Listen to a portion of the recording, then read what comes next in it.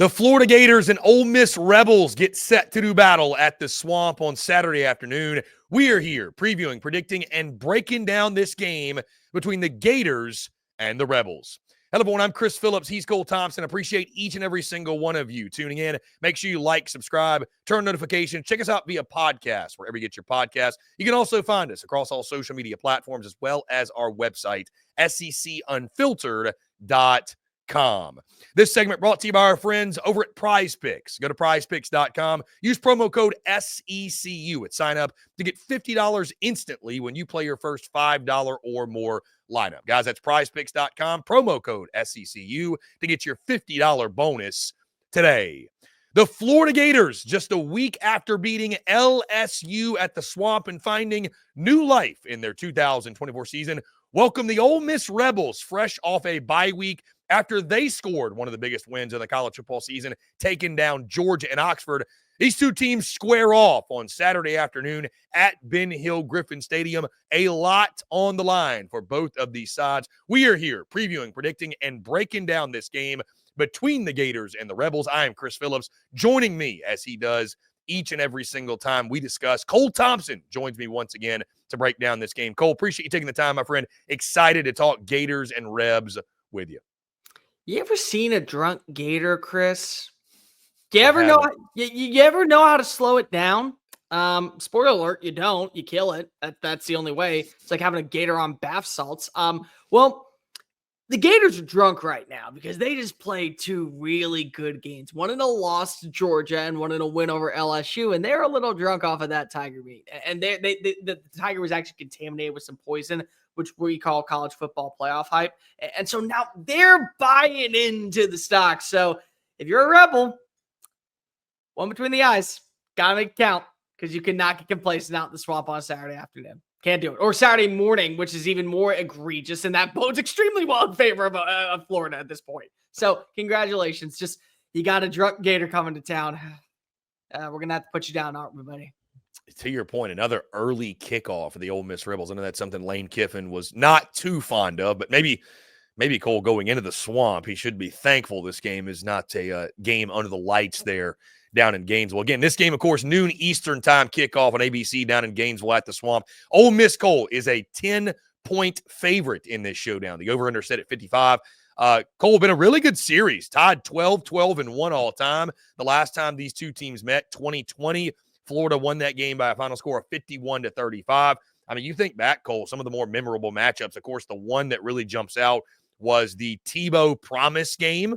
That was this series, right? Ole Miss came into the Swamp back in the mid to late 2000s, beat Tim Tebow and the Gators. That was, he goes to the podium. You will never see a player work harder than me. You will never see a player in the country that plays a more passion, energy, what have you. Gators know the entire script. The rest is history. They went on to win the national championship. So there's been some memorable moments, but here comes Lane Kiffin and now Ole Miss.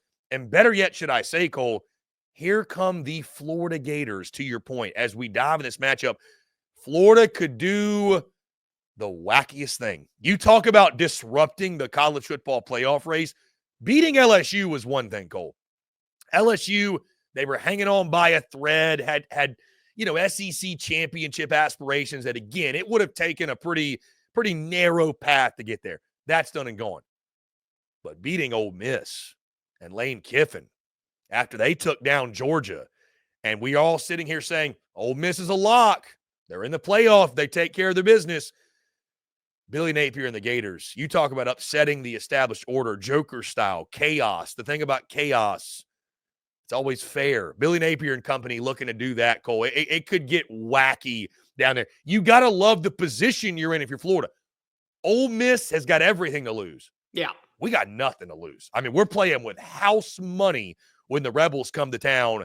Should make for a pretty wacky one on Saturday. The other thing that's really important here, Chris, is that if you go back to the start of the year and say, hey, Florida with the number one ranked strength of schedule is going to finish 7-5 with an upset win over LSU, an upset win over Ole Miss, and an upset win over Florida State, you would have said to yourself, they're not going to win all those games. They could play close, but, we're all talking about Billy Napier being on the hot seat. And regardless of what you think about Florida State at this point or UCF at this point, it'd be 2 wins in the Sunshine State and 2 upset victories, and you went 7-5 with that schedule. Something that we all thought was impossible to imagine. And now, if you're Scott Strickland, you're saying, hey, I bet on myself. I released a statement. I said that we were not getting rid of Billy. I feel like the smartest man in the world right now. And you are right. This is everything for Lane Kiffin and Ole Miss to lose. A 9-3 squad, we've preached about it all year, is not getting into the college football playoff unless crazy wackiness happens in this sport. And the way that you look in these games is also going to be really beneficial. But the part that's really important here, Chris, after that bye week, you have seen a brand new version of Ole Miss. You have seen one that is attacking. They are one that is dominating. They are one that defensively remains one of the finest in all of college football. It feels like that this is a team that just needed to catch its breath right before they played LSU. Are we talking about Ole Miss differently if they had the bye before the LSU game? Are we talking about Ole Miss differently if they had a matchup and they didn't lose to Kentucky and the only loss is to LSU? How do we feel about the Rebels in this matchup? Because of so far, they have trailed this entire season for a grand total of 2 minutes and 2 seconds. And it happened in one matchup because LSU, they won on the last play of the game. Can we see that version still come out? And can we see that version come out swinging? Because they got to get a statement on Saturday. That way they can leave no doubt they are one of the top 12 teams. And to your point, Cole, Ole Miss coming off yet again another bye week. Lane Kiffin with 2 weeks to get his team ready to go. 2 weeks to cook up something offensively. And to be fair to Florida, I mean, again, listen, we saw them this previous weekend. 7 sacks against LSU. Looked really dominant on the defensive side. We also saw them against Texas the week prior. Get sliced and diced and every which way you could get cut up against a really potent Texas offense. So which version of the Florida defense do we see? Cole, I'll be honest with you. I tend to look at that performance, and I'm taking nothing away from the Florida Gators against LSU.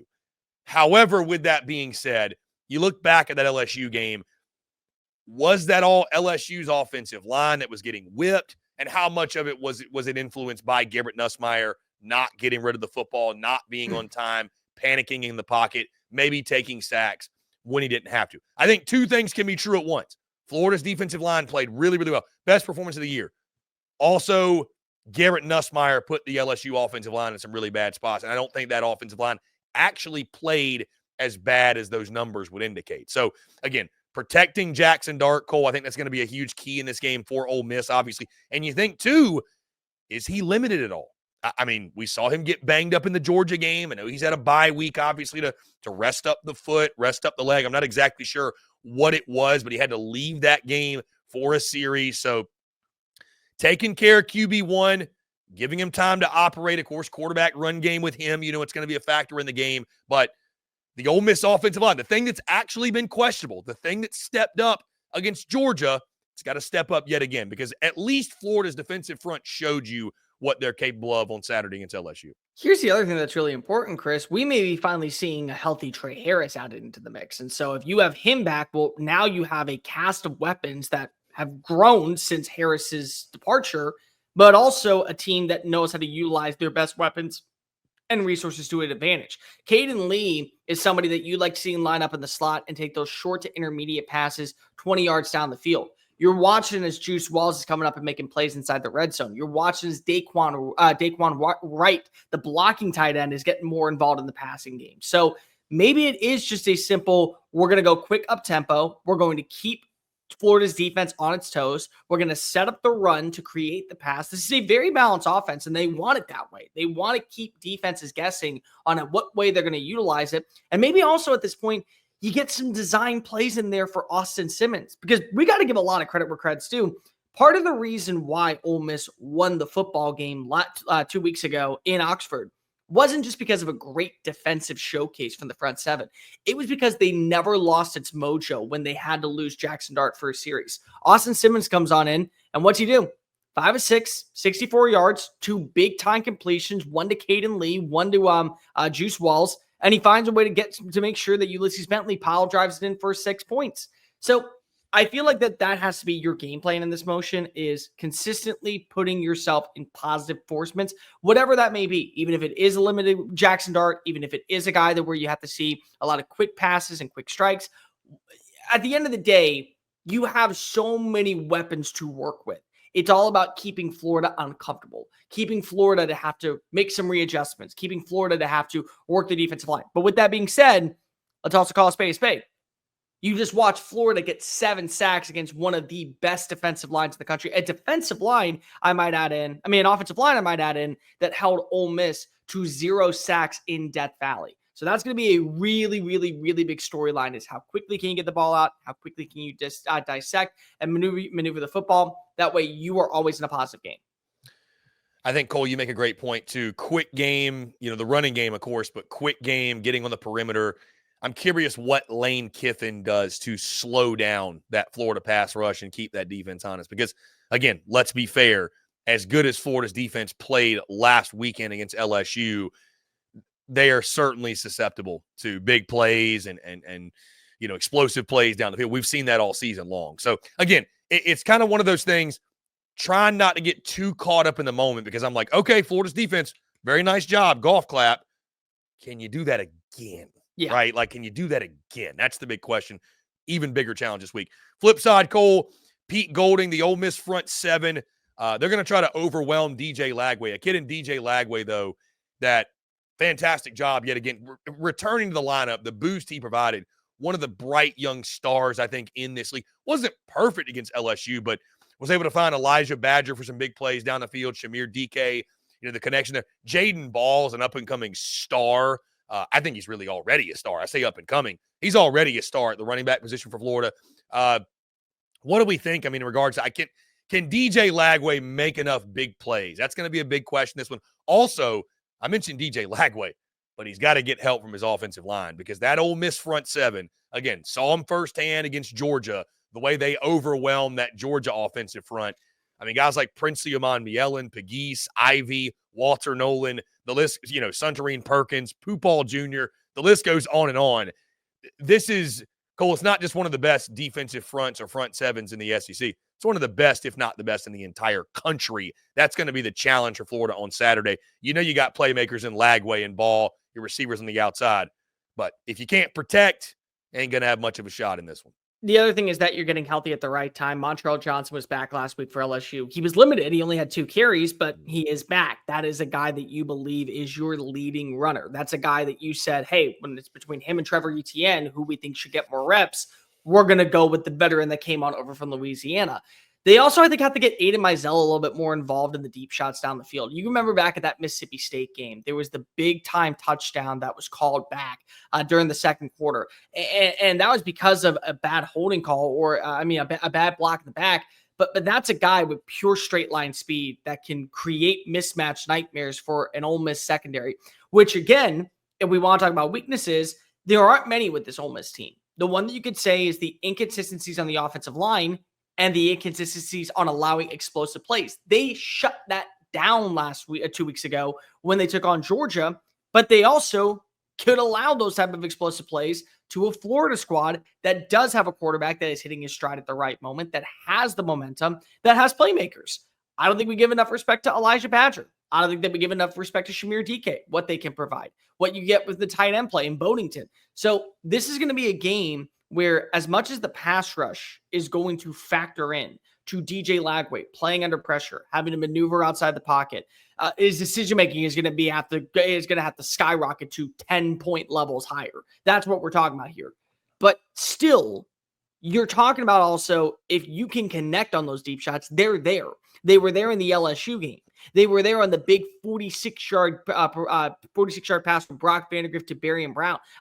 Those are things that we talk about in these type of games, where if you may only have 1 or 2 plays to be able to make those moments count, you better strike.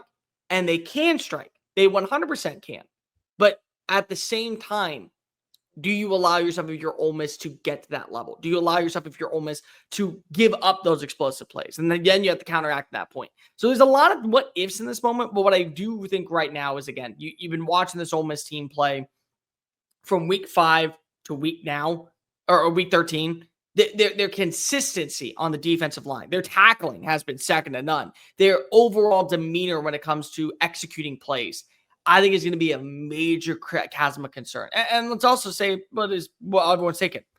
the way that LSU's defense has declined the last 3 games, really just the last 2.5. But if you go say 3 with the LSU with the A&M game, it's a case study that we have to follow. That's where we're at this point, because there's a giant difference between one team losing momentum to a big time win and one team gaining momentum to a big time loss.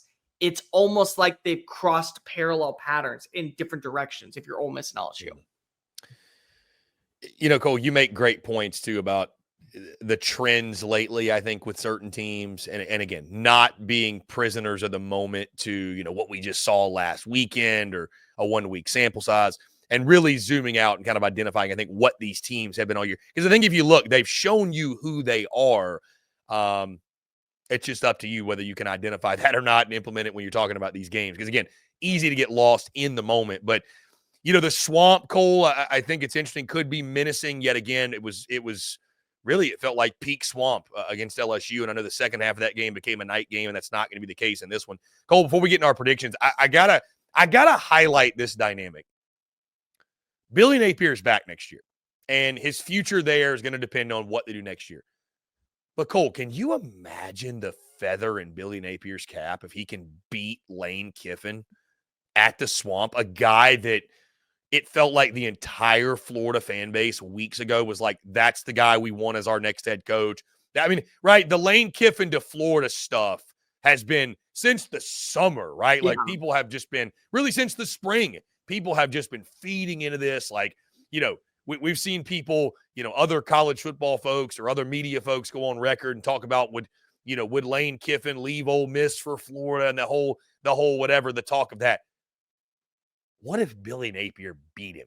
You know what I mean? Like just the dynamic of that. Again, it doesn't mean that he's the next Steve Spurrier. He's going to be there for the next 10 years and win a national title, but just the short-term satisfaction, Cole. And I'm sure Billy's not making it about himself. And maybe for Lane Kiffin, he'd feel just as much satisfaction to go in there and be like, just this is why you should have hired me. To make his point. But like, man, the satisfaction I'm sure Billy Napier would feel if he could do that. It just, does it mean anything for the game? Probably not. It's just an interesting dynamic in this one. Here's the other thing that I don't think enough people are paying attention to. Billy's not out of the woods just yet. He's back next year. He has a signature win on the season over LSU, but he is not guaranteed to be the long-term answer for a program like Florida that wants to get back to national championship mentality. A win over Ole Miss, that's going to turn some boosters back onto Billy Napier to where they say, here's a blank check. Use this to go into the transfer portal and add in the players that you want. It's going to bring in another booster that says, we have 2 NIL deals for 5-star talents that you want to sign. Tell them that. Make them come to Gainesville to continue the pathway. A win over Ole Miss is a win in what I would say, not resurgence, but what's a good word for this? It's a win in reconfidence. It just, you understand this is somebody that we have now seen can actually get the job done. It's a shot in the arm, Cole, is what it is. It's a shot in the arm. And at this point, if you are a booster, and we've talked about this multiple times, it doesn't matter if you're Billy Napier. It doesn't matter if you're Dan Mullen. It doesn't matter who you hire.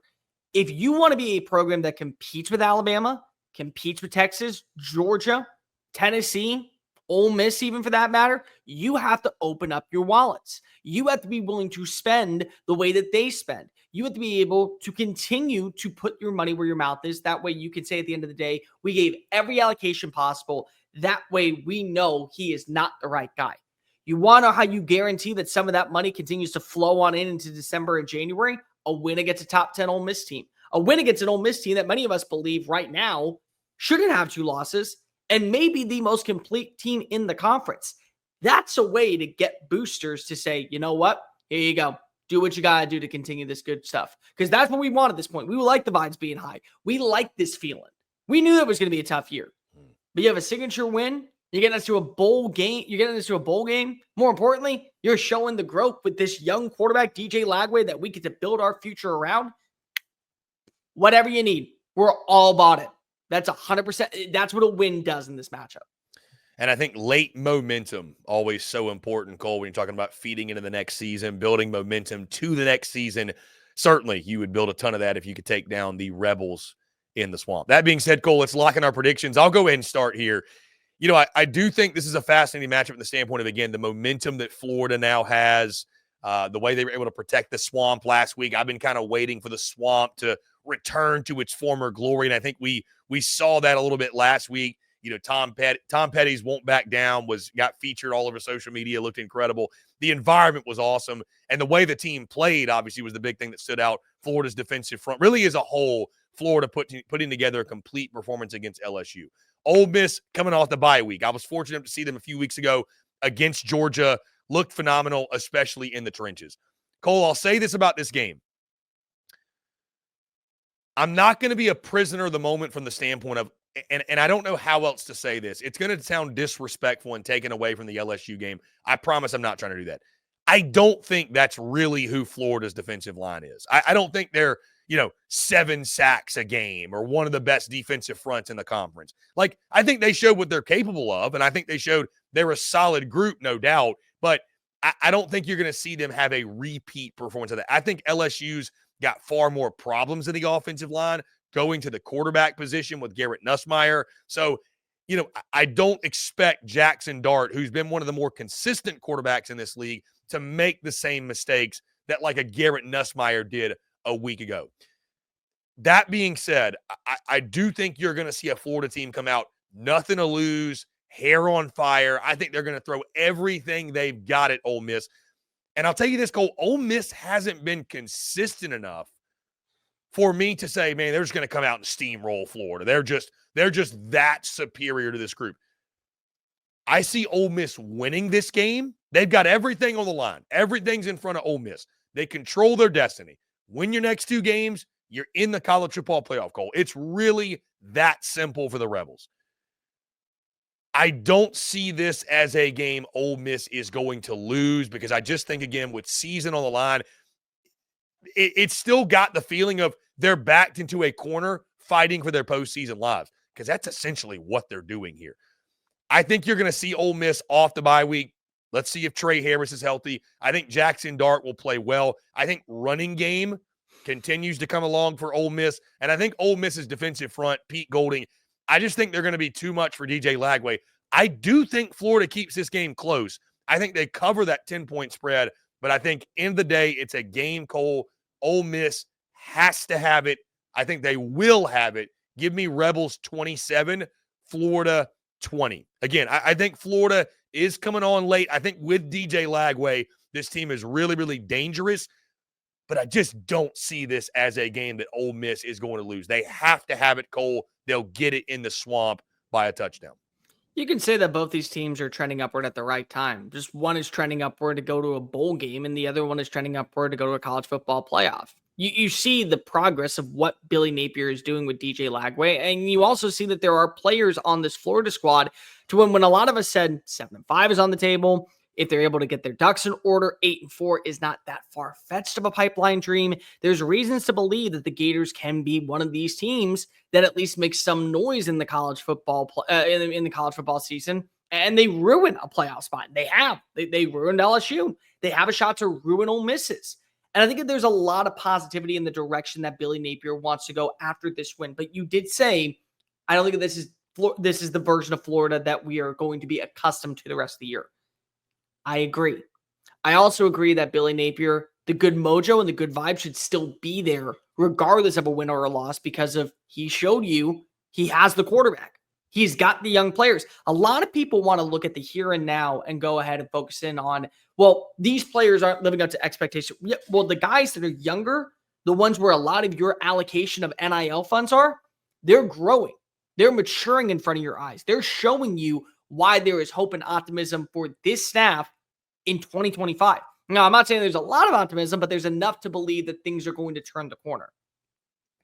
But things have turned the corner for Ole Miss, and they really have since that LSU game. I look back at that performance and I say to myself, if they have the bye the week before, are they healthy enough to get a 4th down stop on Garrett Nussmeier? And then they win. And then the only loss on the schedule is to a Kentucky squad, which if they make a field goal and that goes to overtime, well, maybe they end up pulling that one out and it's just a scare instead of an actual sleeper. That's what we talk about. This defensive front has been the storyline that is the most forgotten in the SEC this year. We got to remember that last 2 weeks ago, they bullied Georgia's defensive front. And some people were high on Tennessee. I was high on Tennessee's defensive line too. 2 tackles for losses, 0 sacks allowed by that same offensive line that consistently put pressure on Carson Beck. They got to guys like Jackson Arnold in the Oklahoma game. They got to guys like Garrett. They got to guys like Garrett Nussmeier in terms of making him have to throw with an up tempo. They took away the rushing attack. That has been the bread and butter of this team, and it's worth every single penny because of it. And I just feel like that again. Everyone has been following this last dance mantra. This is our final time together. It's why Jaxson Dart came back. It's why Trey Harris came back. It's why Juice Wells left South Carolina to join what he believes is a national championship contender. And here's the thing, Chris Phillips. I'm getting a lot of flack on the internet these days for putting Ole Miss as the number 5 team in the country. Well, do you think they're better than Alabama? At their peak, yes. Do you think they're better than Tennessee? At their peak, yes. Do you think they're better than Georgia? We watched the game 2 weeks ago. You do the math on that one. Who's the better team when they're at their full potential?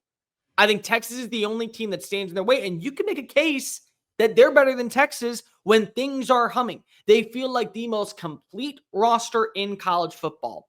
And now that they know it, now they want the country to know it. And more importantly, Lane Kiffin wants everyone to know, hey, you don't mess around with us. There's a reason why we are rebels. We rebel against the norm. We rebel against your crappy ass takes. We rebel you saying that anything. And by the way, the rat poison, we don't believe in it, but we got to go ahead and spray the house a little bit with it just to go ahead and give you a finite detail of, hey, we're not buying into the bit. Fine. So be it. Gators on the table. Eat up, boys. They're going to get a dominant win. I know this feels like a game that you believe could be a 4-quarter matchup. I don't think it's going to be as bad as what we saw in Arkansas, but I do believe that you will once again see Jaxson Dart live up to his Anakin Skywalker stage of turning into Darth Vader. You will watch as the revenge of the Rebs is reaching Gainesville. And by the 4th quarter, all DJ Lagway and Billy Napier can do is wave the white flag in a sense of defeat. Give me a final score of 42-17. I believe that Ole Miss comes out swinging, and they leave no doubt that they are a top 5 team going into the final week of the regular season. So, guys, do you agree with me? Do you agree with Cole? Who do you see coming out on top when Ole Miss and Florida do battle at the Swamp on Saturday? Guys, that's going to do it all for us. Appreciate each and every single one of you tuning in. Again, make sure you like, subscribe, turn notifications. Check us out via podcast, wherever you get your podcast. You can also find us across all social media platforms as well as our website, SECUnfiltered.com. For Cole Thompson, I'm Chris Phillips. Appreciate each and every single one of you tuning in, and we will catch you on the other side.